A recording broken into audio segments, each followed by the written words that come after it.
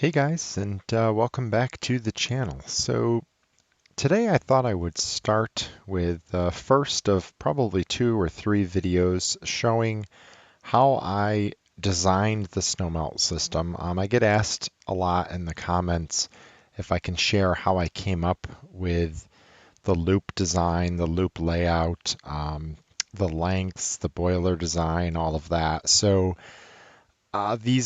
these might get a little lengthy, so I'm going to try and keep them short, and I'll probably split it up. So this first one is going to be how I came up with the loop layout, and the next one will probably be the design tutorial on coming up with the specifications for the heaters and the supply temperature and all of that. And then the last one will be kind of an overview on the whole layout, how I design the system that you see in the other videos and how I came up with that piping layout and all of that. So if you're interested in this portion of it, stay tuned. If you haven't seen my other videos yet, I will link the full playlist down below. And that's really, if you're brand new to the channel, the playlist is probably the best place to go because I will try to keep those in order there as for what they occurred. I'm uploading some of this stuff now later on. The system is already up, it's running, it works great.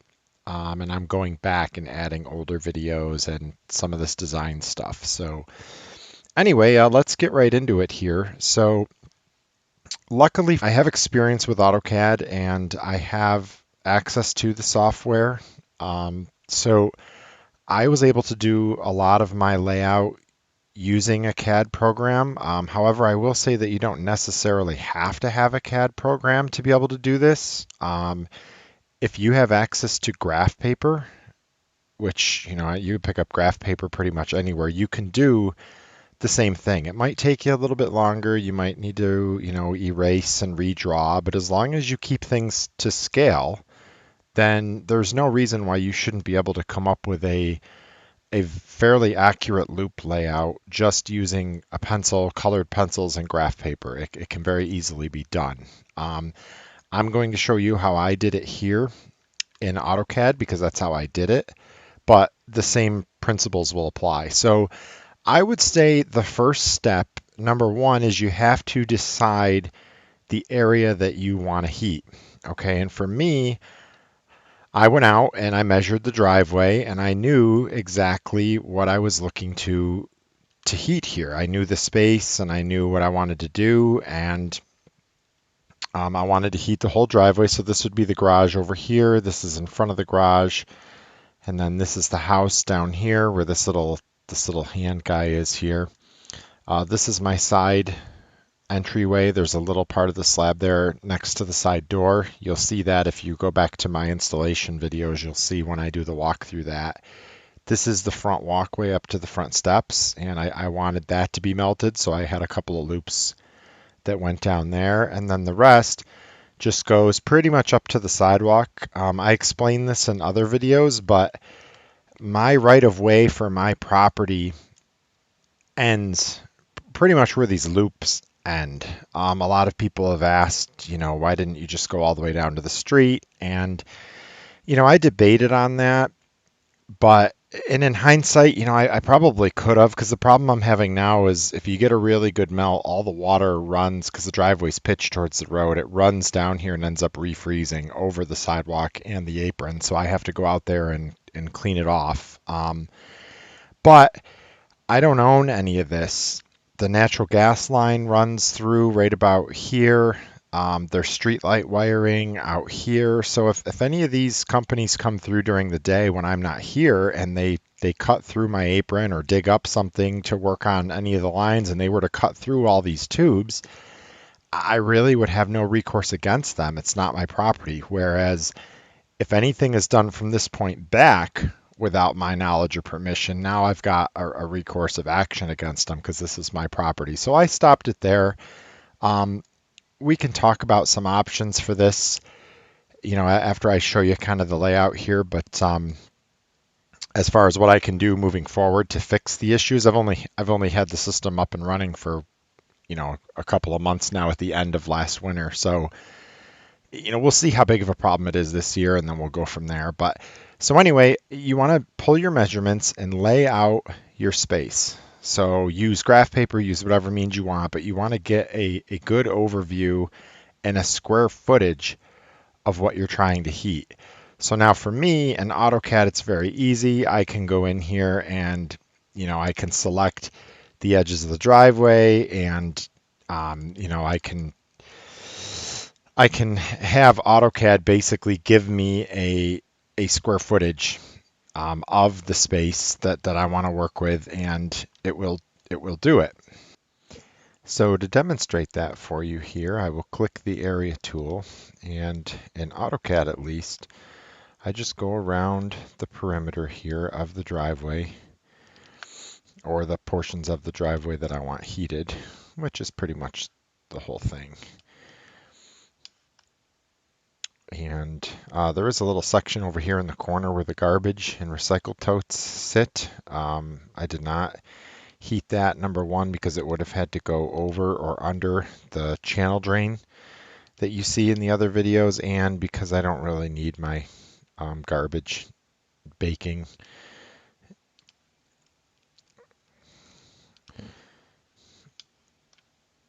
And we'll go back out to here.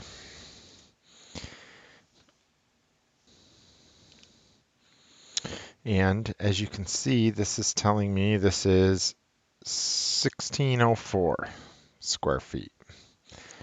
So that's with every little edge and everything taken into account.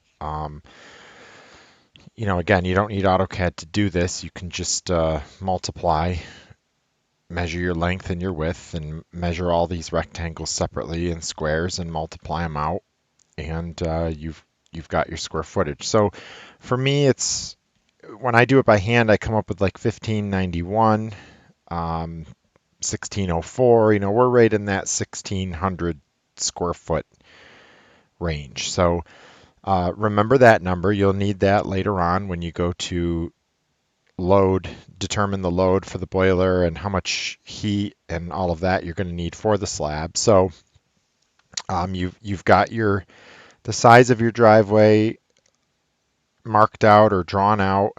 You've got your square footage, total square footage that you want to heat, and then you just start drawing in the loops. And again, you can do this. I turned the grid on here. I drew this grid in just for demonstration that you can do this with graph paper. Now for me, I knew that my tubing was going to be entering the slab back here, and it was going to run through that 6-inch slab or 6-inch PVC pipe and into the basement. So the next step here would be determine where you want your manifolds to be. You can put your manifolds outside. I've seen people do that. You can mount them to the house. They will be okay. They have glycol in them, and most of the manifolds these days are stainless steel, so it shouldn't be a problem. For me, I decided to just home run all the PEX into the basement directly, which is right here. It's this corner of the basement. You could also have remote manifolds further on down the slab in different places, and I thought about possibly doing that down here, maybe putting a remote manifold in and running a couple of insulated 1-inch PEX lines back, and then heating the apron and this part of the sidewalk with just a remote manifold, but still a lot of work here now that it's after the fact. So once you determine where you want your PEX to enter and exit the slab, and if you're going to have manifolds right there, or if they're all going to come back, figure that out. Then you can go ahead and start to lay out your loops. Now, I was always told, you want to keep your loop length for 5/8 inch PEX around 220 feet, plus or minus 10%. And that's pretty much what mine turned out to be. I designed all of the loops for 220 feet, but in real world conditions, when you get out there and you get this stuff installed, things vary, and it'll end up a little bit longer, a little bit less. That's fine. I think I have my shortest loop is maybe 200 feet, and my longest is maybe 240. So I'm right in that ballpark, and it all heats evenly just fine once it all comes up. And I can show you or you might see in some of my other videos where I adjust the flow on the manifolds. And if you notice that like the shorter loops are getting more flow than the longer loops, you can go in and choke those down and balance that all out. So what I did here was I just started to figure out, okay, what's the best way that I can get the PEX in here and make it fit, keeping between a 6 to 9 inch on center. With 5/8 inch PEX, you really don't want to go any wider than 9 inch. You might be able to get away with it with 3/4 inch PEX, but man, once you start working with 3/4 inch PEX, that stuff gets difficult to bend. And for me, even with the 5/8, I was doing this on a July summer day. It was, I want to say, in the mid 90s. It was extremely humid. I let the PEX sit out in the sun for a few hours. I had no problem bending 5/8 inch PEX down onto these 6 inch on center here. So, or these are 9s down at the end, but up here it was 6. And so what I did was I just figured I will run a supply out, and I had to fit in enough loops here to be able to turn and come and cover this front entryway. So pretty much you can see here on a diagonal where it's 6 inches on center all the way through a majority of the slab, and then down here at the end it widens out to 9. Um, 9 is still perfectly acceptable with 5/8 inch PEX and with the design I'm doing. So it wasn't like I was going to 12 or 24 inches, and I've even seen installs with 12 or 24 inches and they still work. But anyway, plus my goal here was the neighbor's house. The front of the neighbor's house sits right about here, and back here is where I really have no place to put the snow. So back here is where I was mainly considered with it melting. If this doesn't melt as well down here by the sidewalk, I still have to shovel and clear the apron and the sidewalk anyway, so it's really not it's no big deal to just shovel this off if it's not doing well. But so far, I have noticed that if it's windy and you get a good wind blowing across the front yard, it does tend to hold snow down here at the end a little bit more. If you give it time, it will melt off, but I have noticed that that really doesn't happen back here where it's all 6 inches. So for me, I planned on down with a supply, turn at a 9 inch on center at the end, and come back with the return.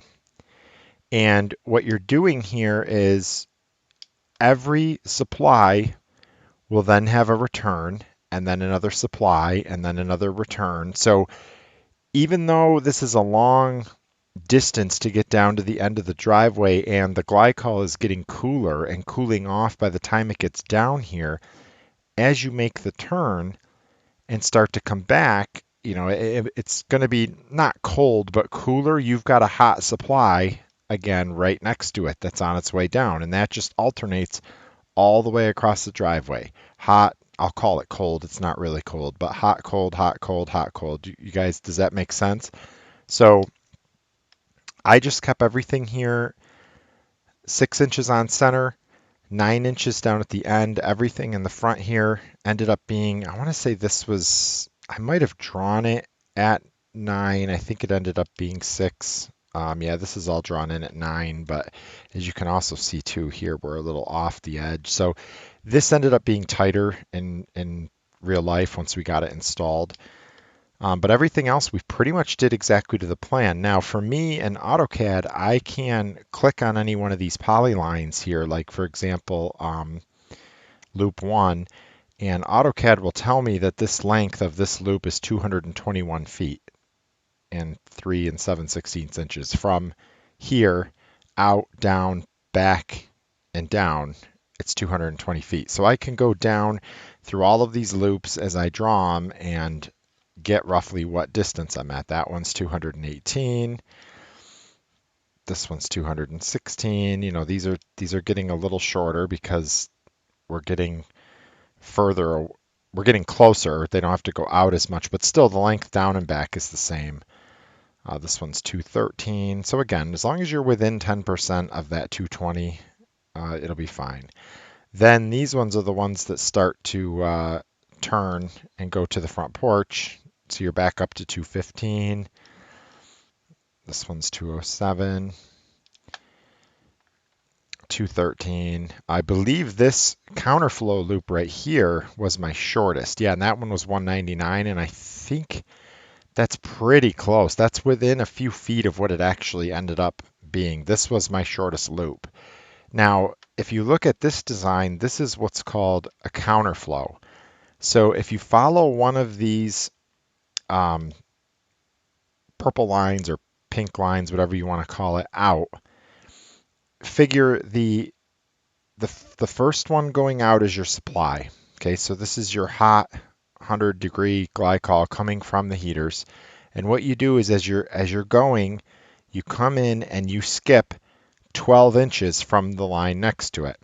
So you come in, and just stay 12 inches apart. And then when you get to the middle, you turn it so it's going back on itself out in between the supply lines that you already run. And this is basically ends up being almost identical to what you did here, where you have hot supply, cooler return, hot supply, cooler return. You've got the same thing here. You've got a hotter supply, you've got a cooler return coming back. And it just makes for a more even heat, where a regular serpentine where it just goes back and forth and back and forth and back and forth like I did in the garage, again, it still heats perfect, but that is an insulated space. This is outdoors, open to Mother Nature. You know, it's better to just keep things as even and nice as you can. And so far, this works very well. So I did a counterflow loop here, I did one here, and I did one here. So again, that one was 215. This one is 220. So once you get all of that drawn, whether it's in a CAD program like this or whether it's on paper with colored pencils, and you add it all up, you can total up your loops. Now, if you're paying attention here, you can see that really I only have 13 loops, when you'll notice later on when I go to do my design work that I actually have 14. And that's because this front porch right here on my house is exposed, but it has full basement underneath it. So what ends up happening is the snow and everything blows onto the porch and freezes, and then it becomes slippery, and you'll get just enough heat coming from the basement below, because the basement below it is insulated and heated, and it has radiant in the slab, that it melts the snow down to water, but not enough to dry it, and then at night it refreezes and it ends up just being ice. So that 14th loop that's not shown here on the driveway is actually the front porch, and that runs through the house, down along the I-beam, the main I-beam of the house, and to the front porch. So that's my 14th loop. I also tried to keep that loop the same distance, same length. I kept it 220 feet. So it's the same. And then what I did with my manifolds was, since mine are all running back through this 6-inch pipe and into the basement, I knew I was going to go with 2 7-port manifolds. Okay, rather than one big one, I was going to split it up. Well, then what I did is I put the 7 shortest on one manifold and the 7 longest on the other manifold, if that makes sense. So that kind of balances things out too, where you don't have like the 199-foot loop on the same manifold with your 240-foot loop. I keep the longer stuff over here, and then you're almost down to plus and minus 10% on each manifold instead of the whole system. And speaking from experience and how this turned out, again, it's fully functional now. I'm just going back and demonstrating this. It works great. It heats very well. I haven't noticed any spots other than maybe a couple little spots like right in here. In CAD, these are sharp, 90-degree bends. In real life, they kind of sweep on an angle, and there might be like a little spot right here where if you get a good snow, you'll get a little bit of snow that sticks out there or something. Same thing If you'll notice in any of the time-lapse videos, if you go watch any of my time-lapse, this looks good in AutoCAD, but in real life, where these loops turn back on themselves, it's a little bit wider, and you'll notice that there's like a little 3 inch by 3 inch, 4 inch by 4 inch section of snow in the middle of each of these that just takes a little longer to melt, but it will melt eventually. So yeah, that's how I laid out my driveway. A lot of you have asked, how did you come up with this? How did you what program did you use? There are programs out there you can download. I think LoopCAD is one of them that people use, and I have used that before. I did try playing with it, but for me, it didn't put the loops how I liked them, and I just found it easier just to draw these all by hand, for freehand in, and then I would measure them, or I would let AutoCAD tell me what the measurement was, and I would just keep going and drawing them in. So that's how I laid out my driveway, my slab for the Snowmelt, 13 loops plus the Snowmelt loop, and then this is the drawing that I printed. And I actually had the laptop out there with me. If you look at the installation video of the driveway when we installed it, you'll see at the very beginning I'm referencing, I'm measuring out and spray painting with some orange marking paint. That's I would run in and measure off where this was and where this was, and I would just mark it. And then I knew, it's easy. Once you get that outside loop in, you're just skipping every 12. And once you get your first loop in here, your first line down and back, and it's easy. You just stay in 6 inches, off the next one and zip tie it down and just move along. So I did stay a foot off the outside of the slab. Um, that foot is stamped concrete anyway, and we actually didn't insulate underneath it. The insulation stops. I want to say it's 6 inches possibly from the edge, 12, 6 inches. I don't remember exactly now, but I did not run the PEX right along the edge of the slab, and that was done to kind of keep it more towards the middle, not have that edge loss to the edge of the slab, and yeah, so far it works out great. When this thing comes up to temperature, it heats up nice and evenly, and I haven't had any problems with it. So hopefully you guys found this helpful. Stay tuned for the next video. What I'm going to do in that one is I will actually walk through the Opener Snowmelt design guide and how I used the information that we just did in this drawing to put it all in and do the math and figure out what I want my surface temperature to be, what I want what my required boiler temperature or heater temperature going out will be, what my differential is, and you can play with that as far as wind speed, temperature that you want to design for, and we'll get into all that on the next one. But if you're interested in learning how I did that, make sure you like and subscribe, hit that bell so that you're notified when I upload that, and that'll be following this one fairly soon. So hopefully you guys found this helpful. If you did, shoot me a like or comment, and we'll see you on the next one. Thanks.